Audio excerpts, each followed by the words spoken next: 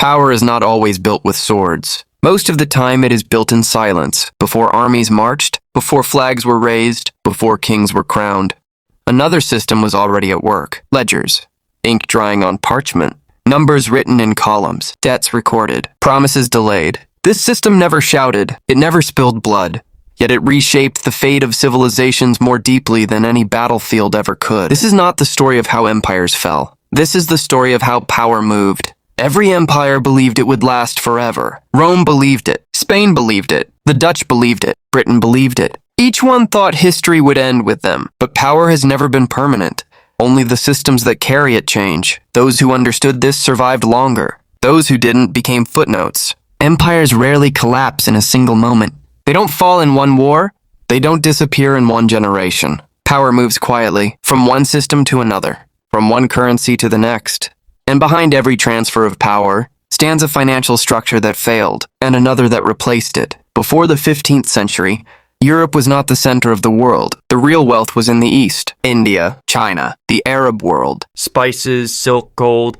Everything valuable flowed from east to west. Europe was only a customer, and it depended completely on these routes. In 1453, everything changed. Constantinople fell. The land routes collapsed. Trade slowed. Prices exploded. Europe was cut off from its lifeline, and desperation forced innovation. If land routes were closed, the sea would have to open. Portugal was small. It had no massive armies, no endless resources, but it had something else: navigation. Shipbuilders, cartographers, explorers. Portugal invested where others did not, and that decision changed history. Portuguese ships pushed further south, around Africa, into the unknown. Each voyage carried risk. Each journey carried cost. But success meant control, and control of routes meant control of trade. As sea routes opened, Lisbon transformed. Gold, spices, silver. Trade flowed through one city. For the first time, Europe was no longer dependent on intermediaries. Portugal had broken the system. Trade requires trust. Merchants needed a currency they believed in. Portugal's dominance gave its money credibility, but power built on trade requires protection. And protection is never cheap. Outposts spread across oceans. Forts had to be defended. Ships had to be maintained. The empire expanded faster than its finances, and cracks began to form, quietly. Portugal's success carried a hidden cost. Maintaining military outposts across Africa, India, Southeast Asia, and the Far East drained the treasury faster than trade could refill it. Empire looked powerful on maps, but fragile in numbers. Portugal was no longer alone. The Dutch learned its routes. The British copied its ships. The French followed its paths. Trade secrets became public knowledge, and monopoly disappeared. Success exposed weakness. Royal succession crises destabilized the kingdom. Political uncertainty weakened confidence. Investors hesitated. Credit tightened. Power began slipping long before anyone noticed. In 1580, Portugal lost its independence. Spain absorbed it into the Iberian Union.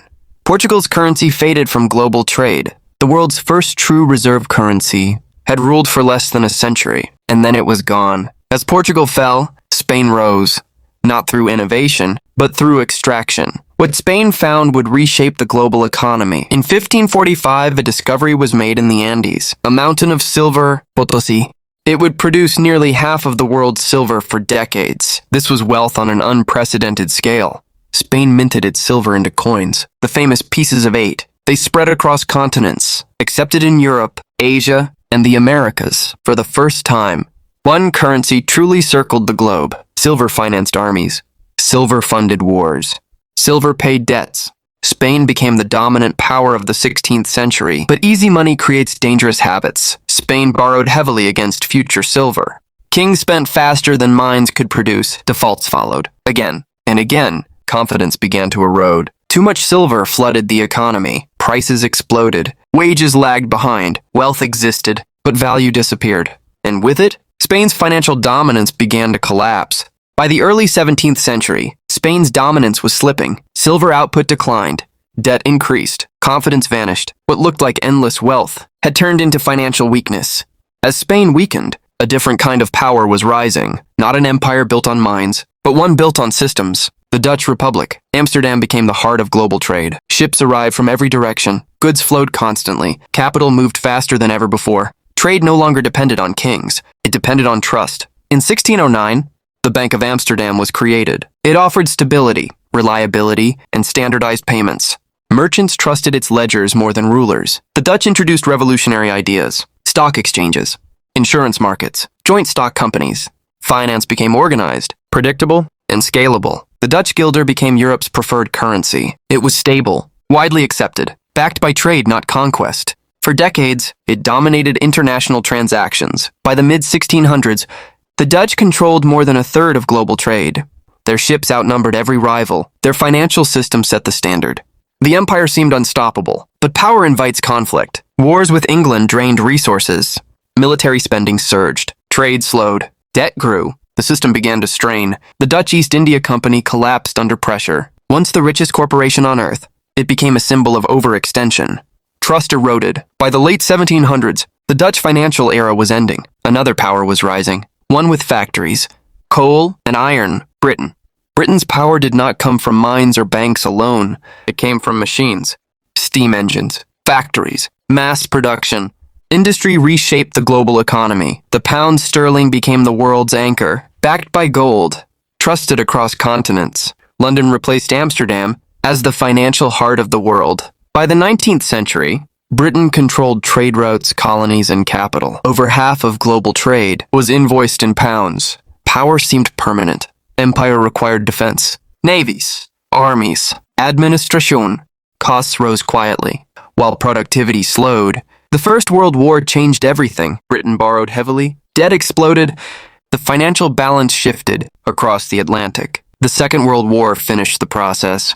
Britain won militarily, but collapsed financially. Debt reached historic levels. In 1944, a new system was designed. Currencies were tied to the dollar. The dollar was tied to gold. Leadership officially changed hands. America became the new center. Industry, military strength, financial markets. The dollar dominated global reserves. Debt grew. Deficits expanded. Military costs surged. History's pattern reappeared. Power does not disappear. It transfers. The only question is, who adapts and who resists? Because history never stops moving.